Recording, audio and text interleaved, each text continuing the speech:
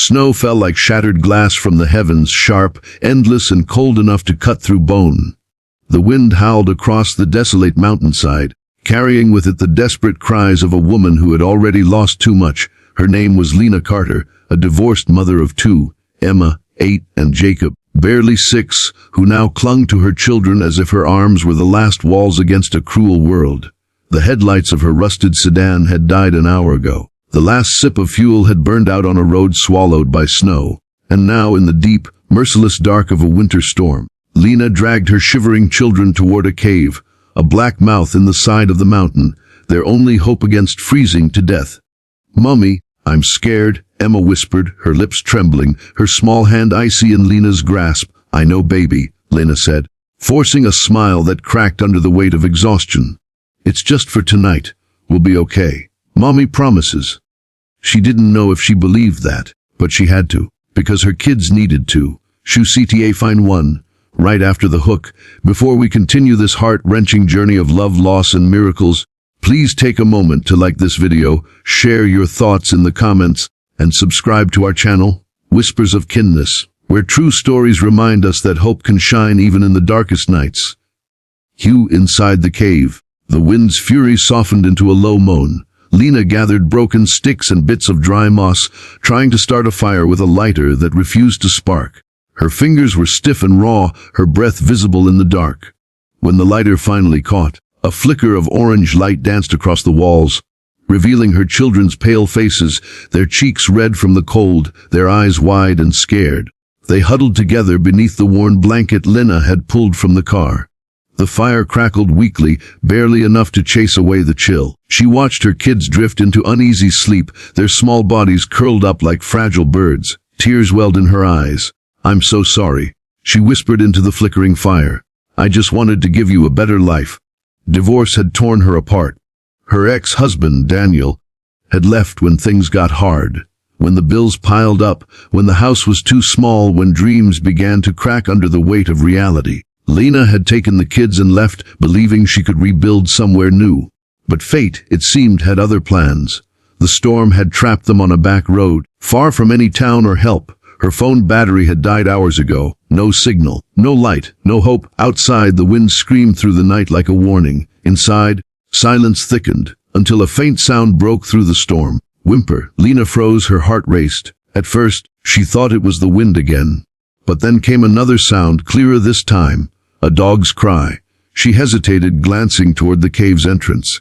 The fire's glow trembled across the stone. She could see a shadow moving just beyond the light. Small, shaking, but alive. Cautiously, she stepped forward. And there it was. A dog covered in snow, ribs visible through thin fur, eyes full of something she hadn't seen in days. "Trust." "Oh, sweetheart," she murmured. Kneeling down, the dog wagged its tail weakly and leaned against her. Its fur was cold and wet, but its presence, warm, real, alive, felt like a miracle. She let it in, drying it near the fire. Emma and Jacob woke to see their mother smiling for the first time in days. "Can we keep him?" Jacob whispered. Lena smiled faintly. "If we make it out of this, he's ours." Hours passed. The storm still raged, but the fire dimmed. The dog, a golden retriever, maybe, stood suddenly, ears alert, nose twitching toward the cave entrance. "What is it, boy?" Lena asked softly. The dog barked once, a sharp, urgent sound, and ran outside into the storm. "Wait," she called, scrambling to her feet. But something about the way it moved, confident, purposeful, made her pause. She wrapped the blanket tighter around her children and whispered, "Stay close to Mommy." Then, clutching both of them, she followed the dog into the white fury of the blizzard. The snow stung her face, wind blinded her. But through the blur of flakes, she saw the faint golden tail flicker like a light in the dark. The dog led them along a narrow, hidden path down the mountainside.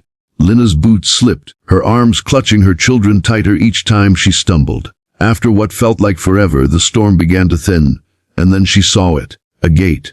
An enormous iron gate, half buried in snow, standing before a long driveway lined with frozen trees, and at the end of it a mansion, its windows glowing with warm yellow light. Lena gasped, tears streaming down her face. "Oh my God!" The dog barked again, tail wagging, urging them forward. She pushed open the gate and stumbled toward the massive front door. Her knuckles trembled as she knocked. Once, twice, no answer. She was about to give up when the door creaked open, revealing an elderly man in a robe, his eyes wide in shock at the sight of the half-frozen family. "Good heavens!" he cried. "Come in quickly!" He ushered them inside, wrapping them in blankets, setting them before a roaring fireplace that filled the grand hall with golden warmth. For the first time in days, Lena could feel her fingers again. The children laughed softly as they sipped hot cocoa from delicate cups, steam curling like hope reborn. The dog sat proudly beside the fire, its tail thumping happily on the floor. The old man, Mr. Whitmore, explained that he lived alone since his wife passed away. "I wasn't expecting visitors in this weather," he said, smiling kindly. "But I suppose fate had other plans." That night, as the children slept in soft feather beds, Lena sat near the fire, petting the golden retriever. "I don't know how you found us, boy," she whispered, "but you saved us." Mr. Whitmore smiled from his chair. "That's Henry," he said softly. "He was my wife's dog, ran away months ago. I thought he was gone forever." Lena froze, staring at the dog, then at the man. "You mean this is your dog?" He nodded. "Seems he went looking for someone who needed him more than I did." Tears spilled down Lena's cheeks. For the first time in years, her heart felt full, as if the universe had reached down and whispered, "You're not alone." 2 days passed, the storm cleared. But Mr. Whitmore refused to let them go until spring came. The mansion became a home filled with laughter and warmth. A place where Emma and Jacob played freely, where Lena found peace she thought she'd lost forever. She helped Mr. Whitmore with his house, cooked meals, shared stories of struggle and hope. In her kindness, he saw a reflection of his late wife's compassion.